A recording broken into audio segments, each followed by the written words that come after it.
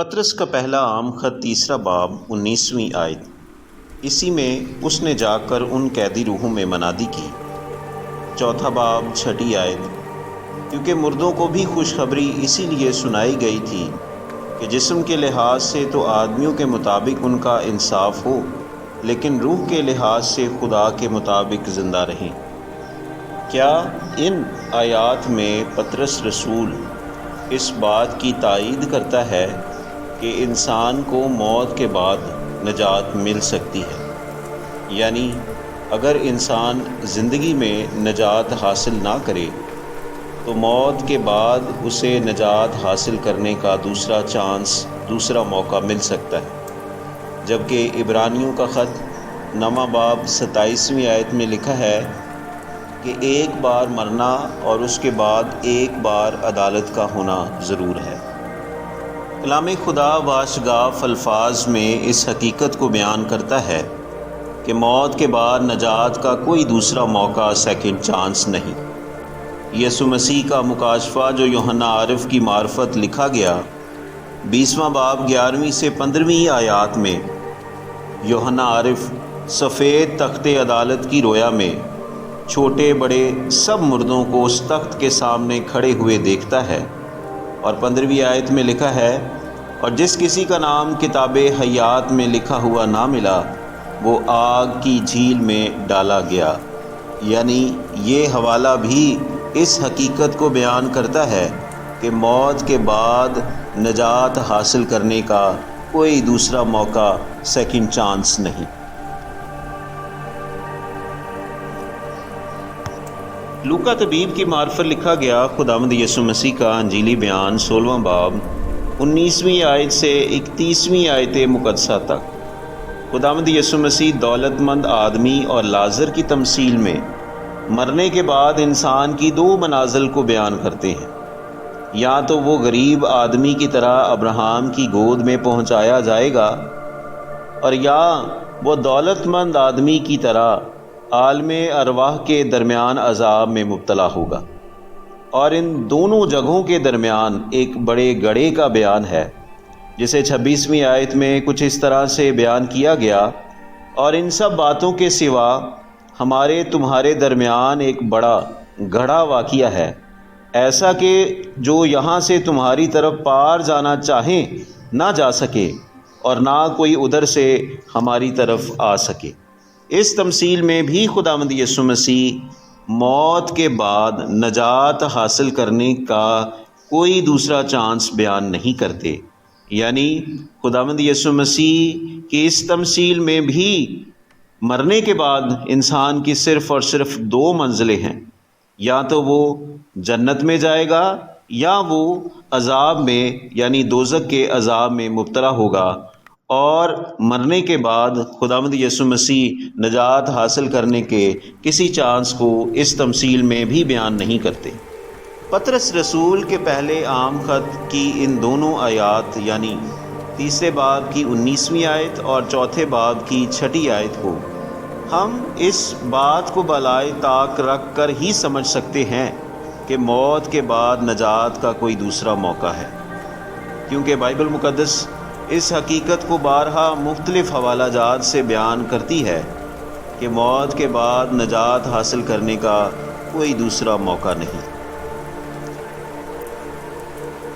کچھ علماء اس حوالے یعنی پطرس کا پہلا عام خط تیسرا باب 19ویں آیت کے تناظر میں اپنی رائے بیان کرتے ہوئے کہتے ہیں کہ یہ بات واضح نہیں کہ پطرس کا قیدی روحوں سے مراد انسان ہی ہیں، اور نہ ہی دوسرے حوالہ جات سے ایسے شواہد دستیاب ہیں کہ یہ قیدی روحیں انسان کو ظاہر کرتی ہیں۔ وہ دعویٰ کرتے ہیں کہ یہ روحیں وہ گرائے ہوئے فرشتے ہیں جنہیں پرانے عہد نامے کے مختلف حوالہ جات، مثلاً پیدائش کی کتاب اس کا 6 باب، ایوب کی کتاب اس کا 1 باب، 2 باب اور 38ویں باب میں خدا کے بیٹے گردانا گیا، جنہوں نے پیدائش کی کتاب 6 باب کے مطابق انسان کی بیٹیوں سے بیاہ شادیاں کی۔ اور ان نافرمان روحوں کا ذکر پطرس رسول اپنے دوسرے عام خط کے 2 باب کی 4 آیت میں بھی کرتا ہے، جہاں درج ہے، کیونکہ جب خدا نے گناہ کرنے والے فرشتوں کو نہ چھوڑا بلکہ جہنم میں بھیج کر تاریک غاروں میں ڈال دیا تاکہ عدالت کے دن تک حراست میں رہیں۔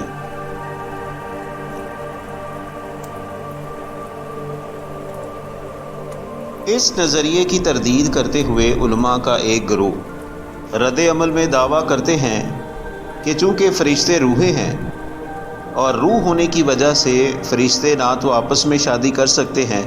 اور نہ ہی وہ انسانوں سے بیاہ شادی کر کے اپنی نسل کی افزائش کر سکتے ہیں، کیونکہ متی رسول کی معرفت لکھے کہ انجیل بیان 22ویں باب کی 30ویں آیت میں درج ہے، کیونکہ قیامت میں بیاہ شادی نہ ہوگی بلکہ لوگ آسمان پر فرشتوں کی مانند ہوں گے۔ اس آیت کی تشریح میں علماء کا ایک گروہ بیان کرتا ہے کہ مسیح کا قیدی روحوں میں منادی کرنا دراصل خداوند یسوع مسیح کا موت اور قبر پر اپنی فتح کا اعلان کرنا ہے۔ مسیح یسوع نے قیدی روحوں کو نجات کے پیغام کی بشارت نہیں دی کہ وہ ایمان لا کر نجات حاصل کریں، بلکہ خداوند یسوع مسیح نے اپنی موت اور قبر پر فتح کی منادی یعنی فتح کا اعلان ان قیدی روحوں کے درمیان کیا۔ منادی کے لیے اس آیت میں استعمال ہونے والا یونانی لفظ ایونجلائز نہیں کہ خداوند یسوع مسیح نے قیدی روحوں کے درمیان ایونجلزم کیا، ان کو انجیل کی بشارت دی، بلکہ یہاں استعمال ہونے والا یونانی لفظ پروکلیم ہے، یعنی اعلان کرنا ہے کہ خداوند یسوع مسیح نے موت اور قبر پر فتح کا اعلان ان قیدی روحوں کے درمیان کیا۔ کچھ علماء بیان کرتے ہیں کہ پطرس رسول اسی موضوع کو آگے بڑھاتا ہوا 4 باب کی 6 آیت میں فرماتا ہے کہ مردوں کو بھی خوشخبری اسی لیے سنائی گئی تھی کہ جسم کے لحاظ سے تو آدمیوں کے مطابق ان کا انصاف ہو، لیکن روح کے لحاظ سے خدا کے مطابق زندہ رہے۔ وہ بیان کرتے ہیں کہ یہاں مردوں سے مراد پطرس رسول کا وہ قیدی روحیں ہیں جن میں خداوند یسوع مسیح نے جا کر منادی کی۔ کچھ علماء کہتے ہیں کہ یہاں مردوں سے مراد وہ لوگ ہیں جو جسم کے اعتبار سے تو مارے گئے لیکن روح کے اعتبار سے خداوند یسوع مسیح کی موت اور قبر پر فتح کے وسیلے سے خداوند یسوع مسیح کے ساتھ زندہ ہے، اور وہ اسے 3 باب کی 18ویں آیت کے ساتھ جوڑتے ہیں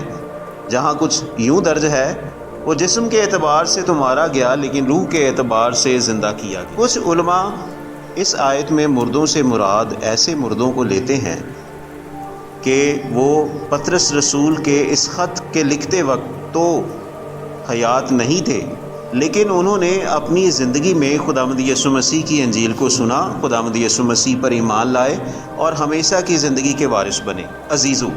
یہ ایک غیر واضح حوالہ ہے جس کی مختلف تشریحات موجود ہیں، اس لیے ایسے زمانی حوالہ جات اور آیات پر کوئی بھی عقیدہ یعنی ڈاکٹرائن کی بنیاد نہیں رکھی جا سکتی۔ ایسے مشکل اور پیچیدہ حوالہ جات کو بائبل مقدس کے دوسرے حوالہ جات کی روشنی میں سمجھا جا سکتا ہے،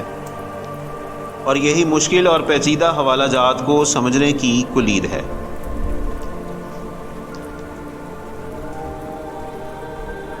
لیکن یہ بات روز روشن کی طرح عیاں ہے کہ بائبل مقدس ہرگز یہ تعلیم نہیں دیتی